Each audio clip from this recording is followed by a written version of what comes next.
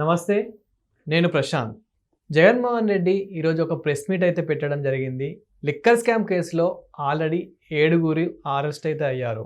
కానీ ఇది ఒక స్కామే కాదు, ఇది అసలు ఒక స్కామే కాదని చెప్పేసి తను మాట్లాడడం జరుగుతుంది. నా దగ్గర అసలు మనీయే లేవు, మా దగ్గర ఇంకా కావాలంటే మీరే మనీ ఇవ్వండి, నేను తీసుకుంటాను, ఇలా మాట్లాడడం జరిగింది. మరి ఎలాంటి ఆధారాలు లేనప్పటికీ మరి ఎలా అరెస్ట్ చేశారు వీళ్ళని అనే విషయాలు అయితే తెలుసుకుందాం.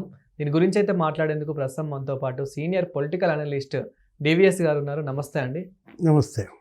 సో జగన్మోహన్ రెడ్డి అసలు మా తప్పే లేదు, మేము తప్పే చేయలేదు, ఇది ఒక స్కామే కాదు అని చెప్పేసి తను మాట్లాడడం జరుగుతుంది. అసలు ఇది ఎంతవరకు నిజం? మరి తప్పు లేనప్పుడు 7 ఎలా అరెస్ట్ చేశారు? సో ఆధారాలు ఉంటేనే కదా అరెస్ట్ చేసింది. సో దీని గురించి మీరేమంటారు?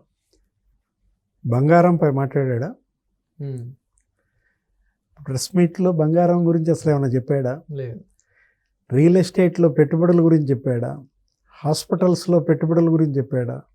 బెంగళూరు రియల్ ఎస్టేట్ ఎంత పెట్టారు, లేకపోతే హైదరాబాద్ రియల్ ఎస్టేట్ ఎంత పెట్టారు, ఇవన్నీ ఆధారాలు ఇవాళ సీటు దగ్గర ఉన్నాయి. వాటి గురించి ఆయన అసలు నోరు తెరవకుండా అది అసలు స్కామే కాదంటాడు. అంటే తిమ్మిని బిమ్మిని చేయాలన్న జగన్ ఆ తాపత్రయం చూస్తే అతనిలో భయం కనపడింది. First time Jaganmohan Reddy press meet ఇంత సుదీర్ఘ సమయం తీసుకున్నాడు. ఎన్ని గంటలు పెట్టాడు ప్రెస్ మీట్? దగ్గర 2.5 గంటలు. అంటే 11ంటికి బిగిన్ అయింది, 1:30కు కూడా లేవాల. అంటే అంతసేపు ఆయన సుదీర్ఘ ప్రెస్ మీట్లోనే జగన్ భయం కనపడుతుంది. 7 అరెస్ట్ అయ్యారని మీరే చెప్పారు. అంటే ఇక తన అరెస్ట్ తప్పదు, తను జైలుకి వెళ్ళడం తప్పదనేటటువంటి ఒక ఫ్రస్ట్రేషన్, భయమా? ఈరోజు అతను మాట్లాడుతూ ఏమంటాడు? మేనిఫెస్టెడ్ ఎవిడెన్సెస్ అంటున్నాడు. అంటే సృష్టించిన ఆధారాలు అంటున్నాడు. ఏది సృష్టించిన ఆధారం? బంగారమా? ఇప్పుడు తిలక్ నగర్ ఇండస్ట్రీస్ అనే ఒక కంపెనీ నుంచి ఆ మ్యాన్షన్ హౌస్ ఏదో తయారు చేస్తారనుకుంటాను వాళ్ళు, ఖజురహో బీరో. మరి ఆ ఒక్క కంపెనీ నుంచే నువ్వు 195 కోట్లు బంగారం రూపంలో వాళ్ళు ముడుపులు నీకు ఇచ్చారని. అంటే దగ్గర నువ్వు 18 కంపెనీలు, ఒక్కొక్కటి 200 కోట్లు అంటే నీకు ఎట్లా చూసుకున్నా కానీ నీకు అక్కడే 4,000 కోట్ల బంగారం. ఇప్పుడు బంగారం రసీదులు దొరికాయి. ఇప్పుడు బంగారం వీళ్ళకి అమ్మినటువంటి కంపెనీలు ఒక 4 కంపెనీల పేర్లు నిందితుల జాబితాలో ఉన్నాయి. ఏది ఇందులో మేనిఫెస్టెడ్ ఎవిడెన్స్? ఇప్పుడు ఇందులో సృష్టించబడిన ఆధారం ఏది? ఒక్క బెంగళూరు రియల్ ఎస్టేట్లో మరి బాలాజీ గోవిందప్ప 1000 కోట్లు అక్కడ పెట్టాడని పెట్టుబడి. హైదరాబాద్ రియల్ ఎస్టేట్లో కసిరెడ్డి రాజు మరి 2,000 కోట్లు పెట్టుబడి పెట్టాడని. వాళ్ళ దగ్గర స్పష్టమైన ఆధారాలతో వాళ్ళు ఇన్వెస్టిగేషన్ చేస్తూ మరి అందరినీ అరెస్ట్ చేస్తుంటే అసలు ఇది స్కామే కాదంటే నువ్వు అసలు అమ్మింది మద్యమే కాదా? నువ్వు అమ్మింది మద్యమా కాదా? అంటే నువ్వు విషం అమ్మావు. ఇప్పుడు తను మాట్లాడుతూ నేను గవర్నమెంట్ తరఫున మద్యం అమ్మించాను, గవర్నమెంట్ తరఫున మద్యం అమ్మిస్తే ఇంకా స్కామ్ కాక అవకాశం ఎక్కడ అంటాడు. Where is the scope for scam అంటాడు. కాసేపు తెలుగులో మాట్లాడతాడు, కాసేపు ఇంగ్లీష్లో మాట్లాడతాడు. అతని ఫ్రస్ట్రేషన్ ఏ పీక్కి వెళ్ళిందో అక్కడే అర్థమవుతుంది. ఇప్పుడు అక్కడ స్కామ్లో స్కోప్ లేకపోతే సుప్రీంకోర్టు ఎందుకని బెయిల్ ఇవ్వాలి వీళ్ళకి? వీళ్ళు మొత్తం బెయిల్ కోసం వెళ్ళారు. ధనంజయ రెడ్డి, కృష్ణమోహన్ రెడ్డి, లేకపోతే బాలాజీ గోవిందప్ప.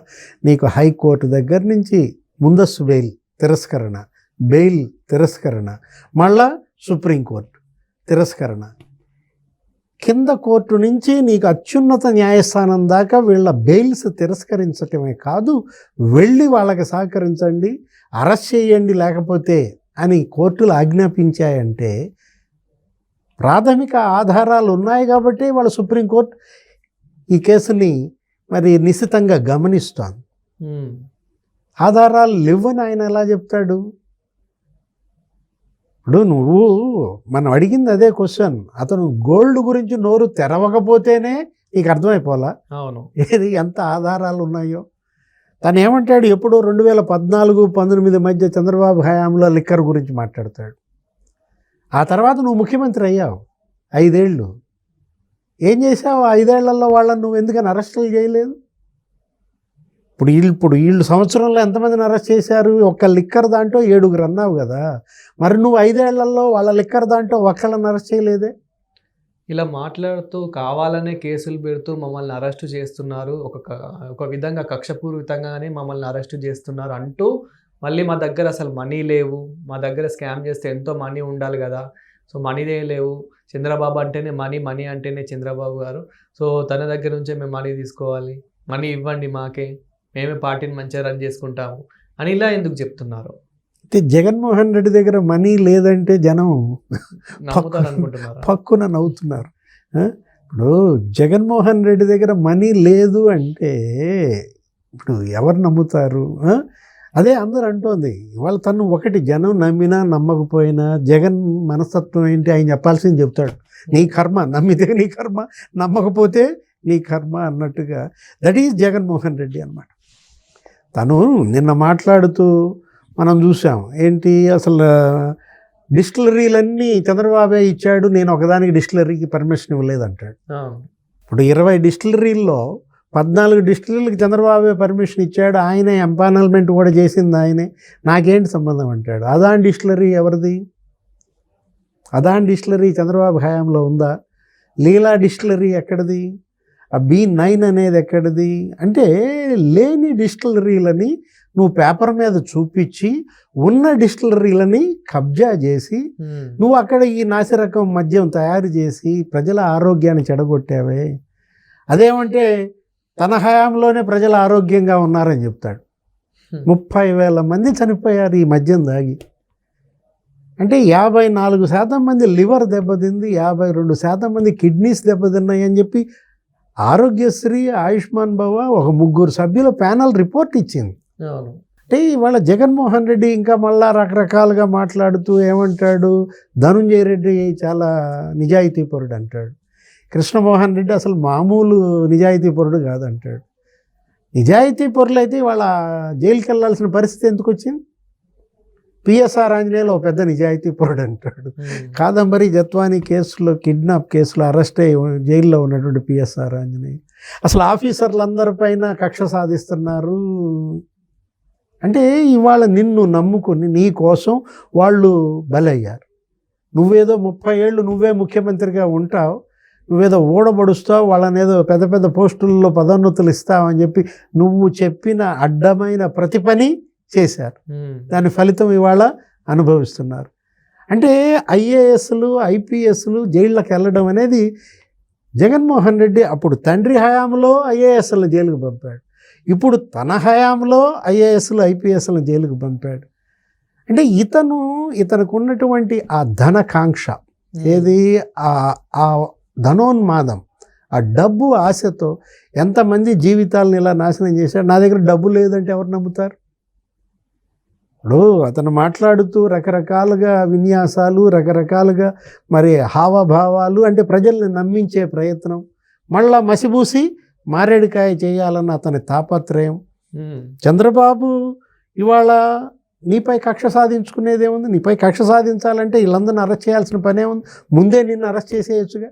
అవును, ఇప్పుడు నువ్వు అరెస్ట్ చేసావు అట్లా చంద్రబాబుని, 53 రోజులు ఆయన జైల్లో పెట్టావు, కానీ అతను నీ అరెస్ట్ పట్ల తొందరపడతలేదు. నిన్ను పూర్తిగా పట్టుకున్న తర్వాత కానీ ఆధారాలతో సహా నీ చుట్టూ ఉచ్చు బిగించి కానీ అతను అరెస్ట్ చేయడానికి అతను సిద్ధంగా లేడు.